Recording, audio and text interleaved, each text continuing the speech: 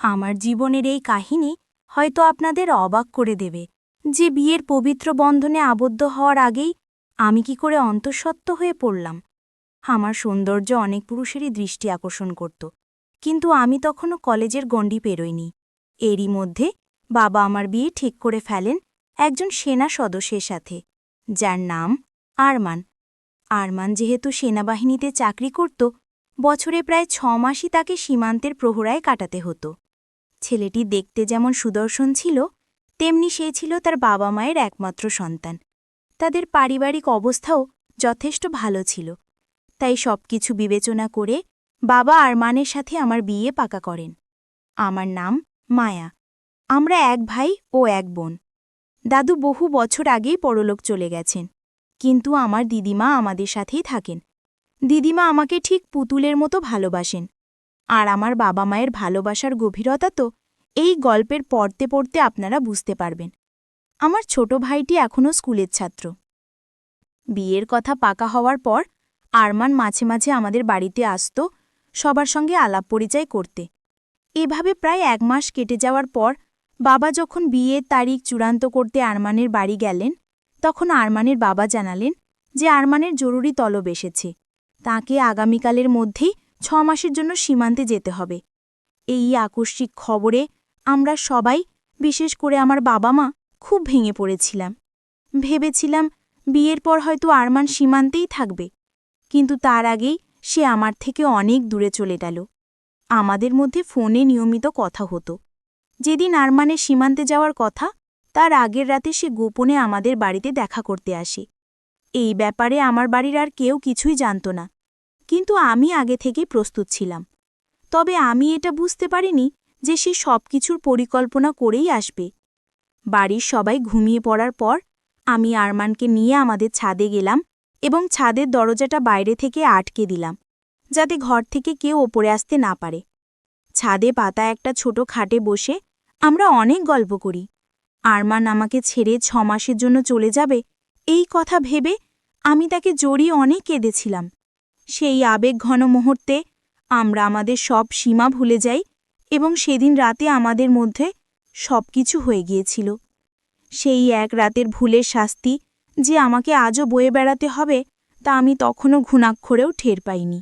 আজ আমি এক সন্তানের জননী, কিন্তু আমার স্বামী নেই। আমার সন্তানের বাবা বেঁচে থাকতেও সে পিতৃস্নেহ থেকে বঞ্চিত। সেদিন রাতে আরমান যখন আমাকে ছেড়ে চলে যাচ্ছিল, আমার বুকটা হেঁটে যাচ্ছিল, কারণ আমি সর্বস্ব দিয়ে তাঁর হয়ে গিয়েছিলাম। আরমান কথা দিয়েছিল 6 মাস পর ফিরেই সে আমাকে বিয়ে করে তার বাড়ি নিয়ে যাবে, কিন্তু তার যাওয়ার 1 মাস পরই আমি অসুস্থ বোধ করতে শুরু করি। আমার প্রায়শই শরীর খারাপ লাগত, বাথরুমে গিয়ে বমি করতাম। একদিন আমি বাথরুমে বমি করার সময় আমার দিদিমা শব্দ শুনে ছুটে আসেন। তিনি আমাকে ধরে বিছানায় বসিয়ে কপালে চুমু দিয়ে বলেন, আমার পুতুলটার কি হয়েছে? কয়েকদিন ধরেই দেখছি তোর শরীরটা ভালো নেই, চল আজ আমিই তোকে ডাক্তারের কাছে নিয়ে যাব। আমার শরীর এতটাই খারাপ ছিল যে আমিও ডাক্তারের কাছে যেতে রাজি হয়ে যাই, কিন্তু আমি স্বপ্নেও ভাবিনি যে ডাক্তারের কাছে গিয়ে আমি নিজের সম্পর্কে এত বড় এক সত্য জানতে পারব। ডাক্তার আমার পরীক্ষা নিরীক্ষা করে যা জানালেন, তাতে আমার পায়ের তলার মাটি যেন সরে গেল। ডাক্তার বললেন আমি গর্ভবতী এবং সময় পেরিয়ে যাওয়ায় গর্ভপাত করানো সম্ভব নয়। সেদিন আমাদের সাথে আমার ছোট ভাইও গিয়েছিল। সে যখন বুঝতে পারল যে সে মামা হতে চলেছে, তখন সে বাড়ি ফিরেই ছুটে গিয়ে ভেতরে গিয়ে চিৎকার করে বলতে লাগল, মা, একটা দারুণ খুশির খবর আছে, আমি মামা হতে চলেছি। এই কথা শুনে মা আমার ভাইয়ের গালে সজোরে এক থাপ্পড় বসিয়ে দিলেন। এরপর দিদিমা যখন আমাকে সাবধানে ধরে ঘরে নিয়ে এলেন, তখন বাবা মা জিজ্ঞেস করলেন, ডাক্তার কি বলেছে? মায়া, কি হয়েছে? দিদিমা তাদের মুখের দিকে তাকিয়ে শান্তভাবে বললেন, মায়া সত্যি মা হতে চলেছে। এই কথা শোনা মাত্রই মা আমার দিকে টেরে এলে দিদিমা তার হাত ধরে ফেলেন এবং বলেন, খবরদার, আমার নাতনির গায়ে হাত তোলার চেষ্টাও করবি না। তোরাই তো ওর বিয়েটা পাকা করেছিলিস, বিয়েটা দিয়ে ওকে শ্বশুরবাড়ি পাঠিয়ে দিতে পারতিস, তাহলে আজ এই খবর শুনে তোরা সবাইকে মিষ্টি খাইয়ে দিত। সব দোষ তোদের, এতে মায়ার কোনো দোষ নেই।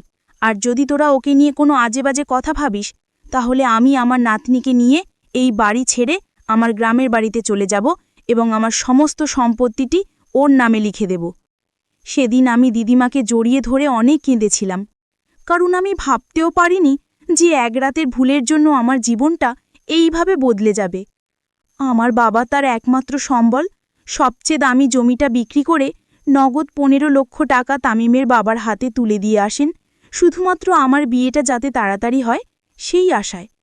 আমরা ঘুণাক্ষরেও টের পাইনি যে এটা ছিল আমার হবু বর এবং শ্বশুর শাশুড়ির যৌথ ষড়যন্ত্র। 15 লক্ষ টাকা পাওয়ার পর আমার বাবা যখন আবার বিয়ের তারিখের কথা বলেন, তখন আমার শ্বশুর জানান যে ঘর মেরামত করার জন্য তার আরও 3 লক্ষ টাকা লাগবে। আমার বাবা সেই টাকাও তাকে দিয়ে আসেন। এত টাকা পাওয়ার পর আমার শ্বশুর তার ছেলেকে অসুস্থতার মিথ্যা মেডিকেল সার্টিফিকেট দেখিয়ে 15 দিনের ছুটি নিয়ে বাড়িতে আনেন। সেই ফিরে আসায় আমরা সবাই খুব খুশি হয়েছিলাম। কিন্তু বাবা যখন বিয়ের তারিখ পাকা করতে তাদের বাড়ি যান, তখন একটা দামি 4 চাকার গাড়ি এবং আমাদের বাড়িটা মায়ার নামে লিখে দেওয়ার দাবি করেন। আমার বাবা তাদের পায়ে ধরে কেঁদে বলেন, আমার যা ছিল আমি তো আপনাদের সব দিয়ে দিয়েছি, আমাকে আর নিঃস্ব করবেন না। বাড়িটা দিয়ে দিলে আমার ছেলেটাকে নিয়ে আমি পথে বসব। তখন তামিমের বাবা বলে, বাড়িটা তো আপনার মেয়ের নামেই থাকবে, ভয় কিসের? আপনি যদি গাড়ি আর বাড়িটা দিতে না পারেন তাহলে এই বিয়ে হবে না। বাবা সেদিন বিধ্বস্ত হয়ে বাড়ি ফিরে দিদিমাকে সব কথা বলেন, আর আমি আড়াল থেকে সবটা শুনে ফেলি। আমি সাথে সাথে আরমানকে ফোন করে তার বাবাকে এসব দাবি থেকে বিরত থাকতে অনুরোধ করি, কিন্তু আরমান সাফ জানিয়ে দেয়, আমি আমার বাবা মায়ের বিরুদ্ধে যেতে পারবো না। সেদিন আমি বুঝে গিয়েছিলাম যে আরমানও তার পরিবারের মতোই লোভী। আমার বাবার চোখের জল দেখে আমি বুঝতে পারছিলাম আমার এক রাতের ভুলের শাস্তি পুরো পরিবারকেই পেতে হচ্ছে। বিয়ের দিন মণ্ডপে মালা বদলের ঠিক আগে তামিমের বাবা আমার বাবাকে উদ্দেশ্য করে বলেন, ভাই সাহেব, গাড়ির চাবি আর বাড়ির দলিল আমার হাতে দিলেই এই বিয়ে সম্পন্ন হবে। এই কথা শোনার পর আমি আর স্থির থাকতে পারিনি।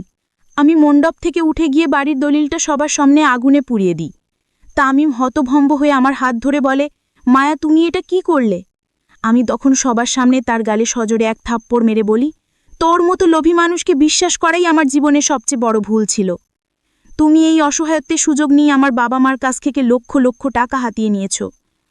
আমার শ্বশুর তখন বলেন, বেশি বাড়াবাড়ি করলে আমরা বিয়ে না করেই ফিরে যাব।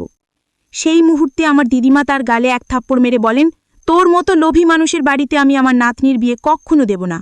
এরপর দিদিমা যৌতুক চাওয়ার অপরাধে পুলিশকে ফোন করেন এবং পুলিশ এসে আমার শ্বশুর ও তামিমকে গ্রেপ্তার করেন।